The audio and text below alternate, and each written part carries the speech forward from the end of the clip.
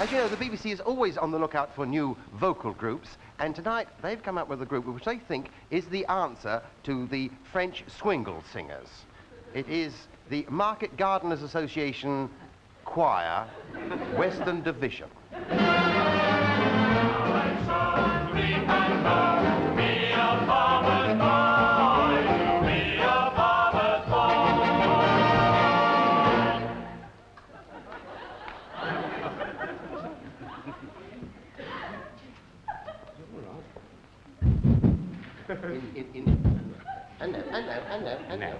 And now, ladies and gentlemen... They know what they are. We have. We have a treat in store for you. And indeed. And indeed, for all of us up here. As well. Too. Here to give us a soulful ballad. Here to give us a bowl full of salad. Soulful ballad. Soulful ballad is our leader, Ted Tingle. Wow. Well, that's a surprise, I must say. However, now that I'm here, I should give it my best, like I always do. Hi there, hop pickers! It's Alan Farman here with your pick of the crops. On to Unit 2, all pea time. Give you now a lovely song dedicated to our brothers in the Egg Marketing Board. We give you now, accompanied by Les Champignons de la Chanson, singing toadstools, gives you the inimitable Egg Marketing Board Tango. It's the Egg Marketing Board Tango. In other words, the dance of love. You go down to the Palais, you're eager for a dance. You see a lovely stranger and your eyes meet quite by chance. She's warm and she's desirable with lips meant to be kissed. So you stand 8 feet apart and do the twist. The tango, you get the chance to hold her oh so near, and you gaze into her lovely eyes of blue. And while you're dancing, you whisper sweet nothings in her ear. She says sweet nothing doing back to you. You give her ear a nibble, you give her cheek a peck. You got her in a grip of steel, you're breathing down her neck. And then she says those magic words that thrill you through and through. You've been eating pickled onions, haven't you? Once I met a girl called Kitty who was pretty as could be. She lived up in the city and she asked me round to tea. But pretty witty Kitty, she tried to pull my leg, so I hit her, what a pity, with a soft-boiled egg. While let's play the tango and I held her in my arms as we swayed and we glided round the room. And when her dad come in, we carried on. Alas, I didn't know he was deaf and he couldn't hear the tune. He grabbed me by the collar, he hit me with a vase. He chased me down the garden and he kicked me in the grass. So now I swear I'm finished, as true as stars above, with the tango, the dance of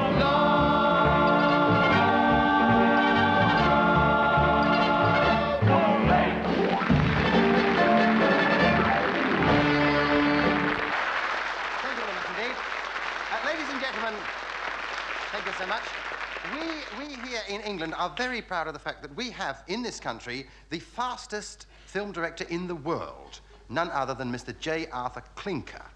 And the film you are about to see, he wrote it in the morning, rehearsed it at lunchtime, and shot it in the afternoon, and put it together coming home on the train in the evening.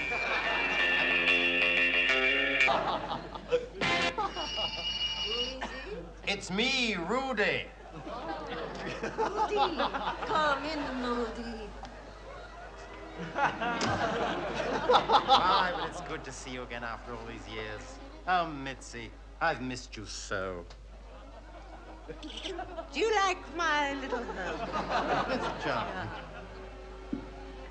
There's a lovely view from this window. Isn't that lovely? Not half as lovely as you are. You mustn't say things like that, Rudy. Can I get you a drink? Vodka straight, if I remember rightly.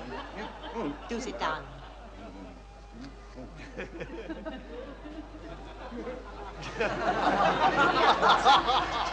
Yes, what is it? I'm leaving Europe for good. Leaving Europe? Where will you go? Australia. Australia? Australia's no place for a girl like you. Nonsense. I think I shall fit in there very well. I shall be one of the new Australians. I shall miss you, Rudy. I'll never forget how you stood on my shoulders for hours, filing through the prison bars. No, I'll never forget your great feat. And, Rudy, just to remind you of those days, I've ordered your favorite meal, Sam Blot. Darling.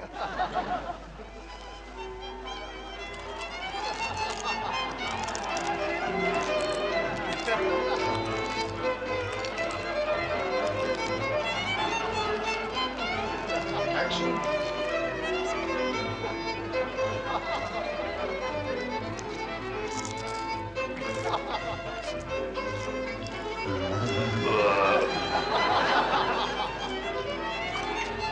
You know, that was a wonderful meal you cooked, Mitzi.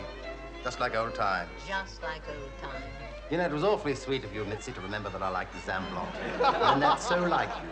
You're a very sweet person. You said that very nicely, Rudy. I'm flattered. Back in Harburg, was I the only man you ever loved? You want the truth? Of course. No, Rudy, you were not. You see, Captain Stoneleigh and I... You mean Dick? My superior officer? Yes. Then that explains it. All those visits of his. All the time I thought he was coming for his rations, he was dirty, filthy beast. Fool, babe. Rudy, what's come over you?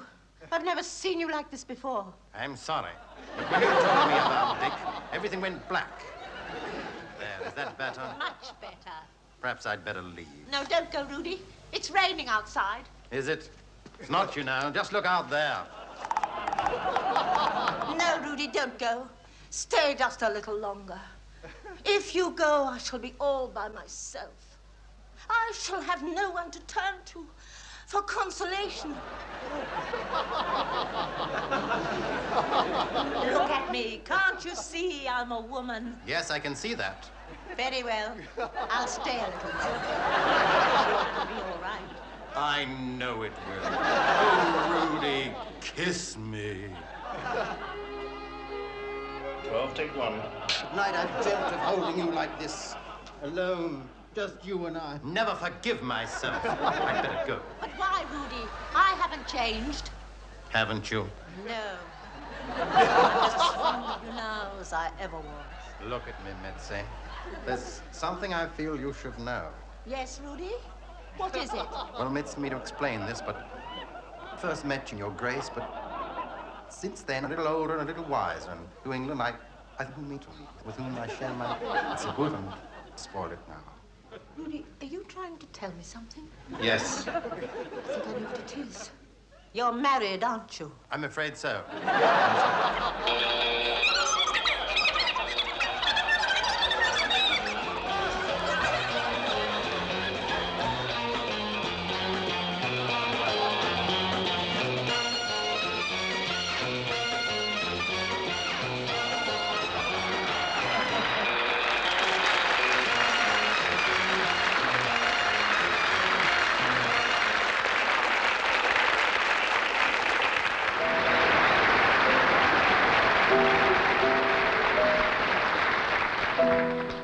In the days of Let's Pretend, many years ago, in a castle lived a king with a mother he loved so.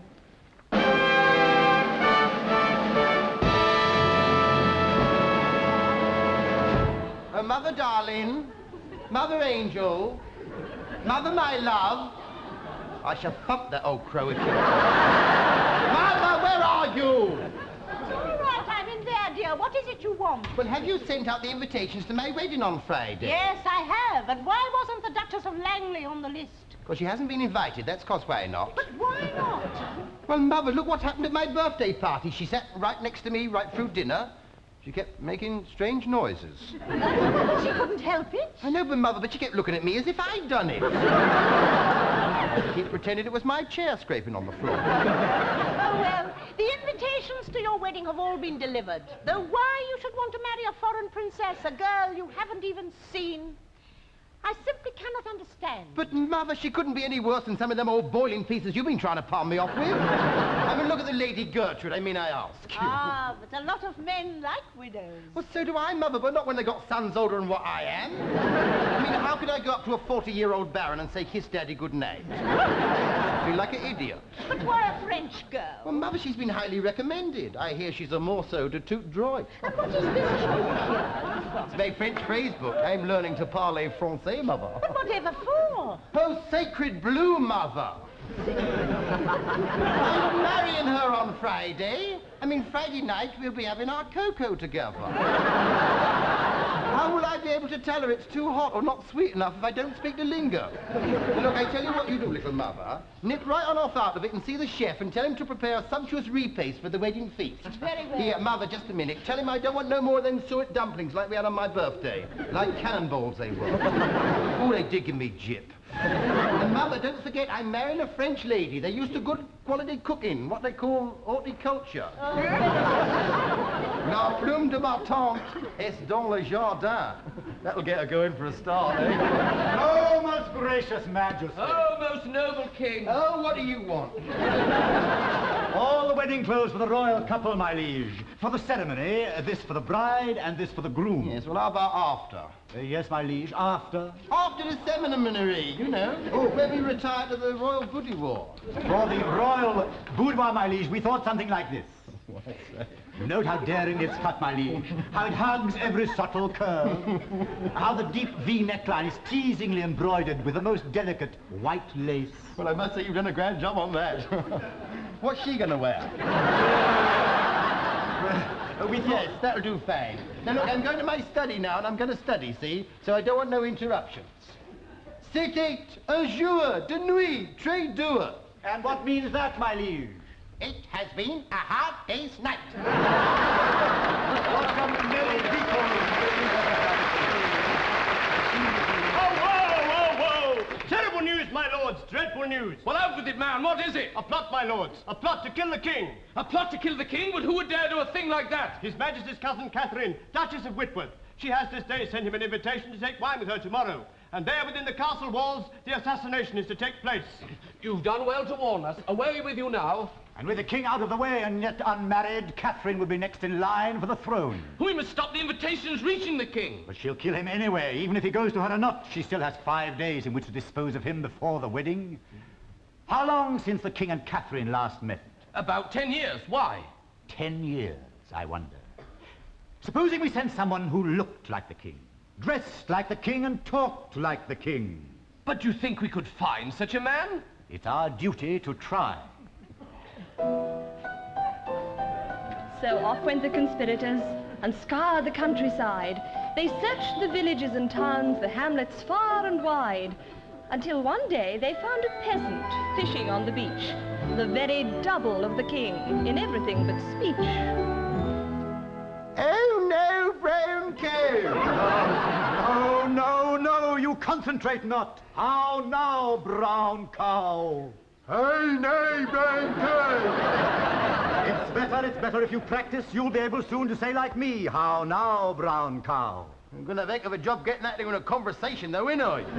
Let us try once more.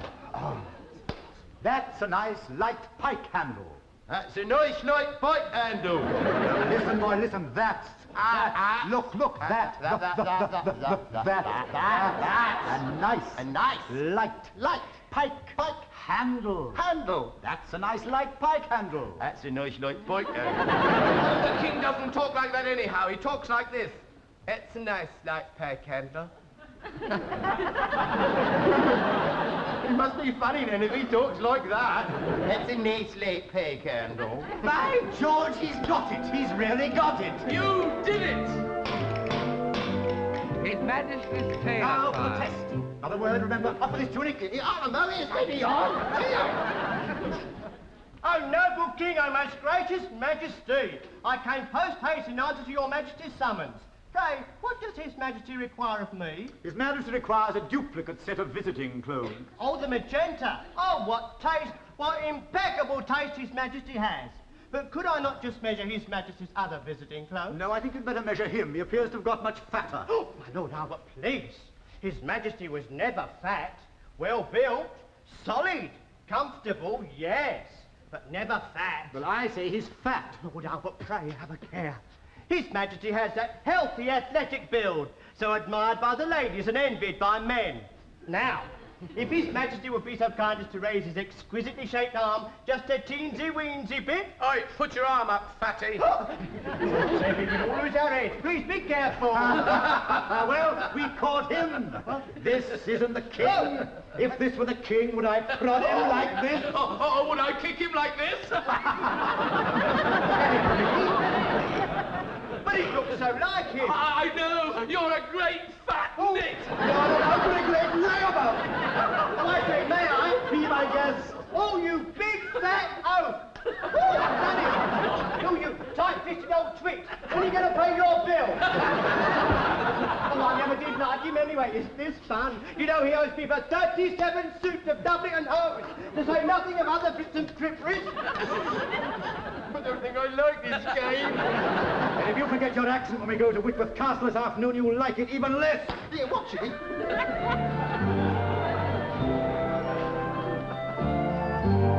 The crow goes to the treetop, the duck goes to the water, Lord Albert goes to Whitworth, and the lamb goes to the slaughter.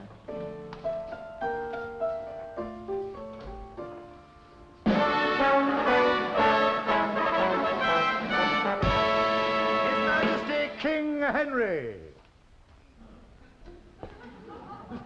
Henry, come kiss your cousin. Right, oh, missus. Your Grace. Your Grace, say your Grace. For what I am about to Remember what I told you. receive. How now, brown girl? What a wit the king has. Always a merry quip hanging from his lips.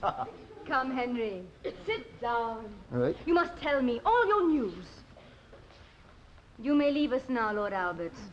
The king and I have much to talk about. Au revoir, your Grace. Goodbye, Fred, your Majesty.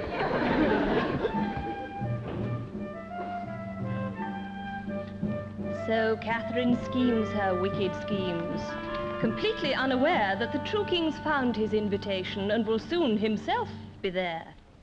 Why so distant, Henry? Oh, come a little closer. Rightio, you don't mind. Give me your hand. Let me place it against my cheek. Don't be so shy. Have you never caressed a maiden's cheek before? Like only once. And was it not soft and smooth? I don't know, I had my gauntlets on at the time. Oh, look, Henry, you haven't touched your wine yet. So, well, I tell you what, you see, it's been rather a tiring journey. I should like to go and freshen up if I may, if you don't mind. Would you be so kind as to tell me where the bathroom is? Very well. It's straight along the corridor. You Yeah. can't miss it. I should try not to.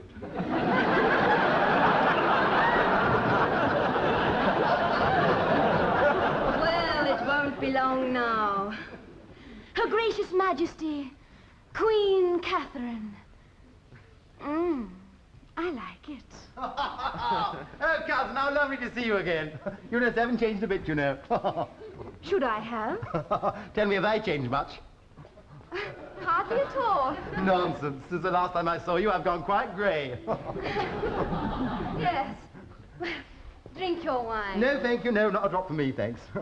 Never touch the Not stuff. just a small No, no. goblet. No, not for me, no. You'll forgive me. I think I'll go and see that my horse is all right. I may have to feed him. Excuse me. Be back in a jiff. Well, if he won't take poison in his wine, I shall just have to poison the food. There. Enough to kill a regiment. Oh, that's better. How was it?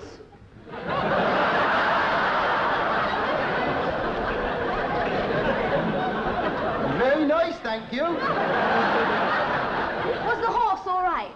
What, in the bathroom? How many drinks you had? I haven't had any yet. And where's mine? But you said you didn't want it. I said no such thing. I think you're going potty, you are. I think I better nip down the apothecary and get you something for your head. No, it's all right. All right. king's a fool. I shall outwit him yet. I saw him. He was all right. I put his nose back on. What? On the apothecary? No, on the horse. What's the matter with you? Are you all right? You better sit down a little bit. Oh, you look quite flushed.